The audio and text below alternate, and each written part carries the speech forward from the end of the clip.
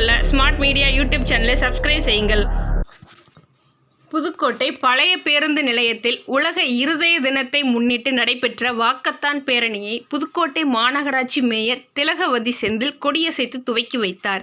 இந்த பேரணியில் 200க்கும் மேற்பட்ட கல்லூரி மாணவ மாணவிகள் கைகளில் இருதய வடிவில் செய்யப்பட்ட அட்டைகளை ஏந்தி உலக இருதய தினத்தை முன்னிட்டு இருதயத்தை பாதுகாக்க வேண்டும் என விழிப்புணர்வுகள் அடங்கிய அட்டைகளை ஏந்தி வாக்கத்தான் பேரணியாக சென்றனர்.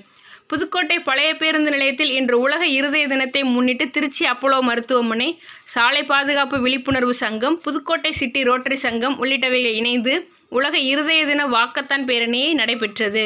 இந்த பேரணியை புதுக்கோட்டை மாநகராட்சியின் மேயர் திலகவதி செந்தில் கலந்து கொண்டு கொடியசைத்து பேரணியை துவக்கி வைத்தார். இந்த பேரணி புதுக்கோட்டை பழைய பேருந்து நிலையத்திலிருந்து துவங்கி கீழராஜ வீதி வழியாக நகர்மன்றத்தை வந்தடைந்தது. பேரணியில் 200க்கும் மேற்பட்ட கல்லூரி மாணவ மாணவிகள் கலந்து கொண்டனர். உலக இருதயத்தை பாதுகாப்பாக வைத்துக் கொள்ள வேண்டும் என்பது குறித்து பொதுமக்களிடம் விழிப்புணர்வு ஏற்படுத்தும் விதத்தில் கைகளில் இருதய வடிவில் செய்யப்பட்ட அட்டைகளை ஏந்தி வாக்கத்தான் பேரணியில் சென்றனர். இந்த நிகழ்வில் திருச்சி அப்போலோ மருத்துவமனை மருத்துவர்கள், சாலை பாதுகாப்பு விழிப்புணர்வு சங்க நிர்வாகிகள், புதுக்கோட்டை சிட்டி ரோட்டரி சங்க நிர்வாகிகள் உள்ளிட்ட பலர் கலந்து கொண்டனர்.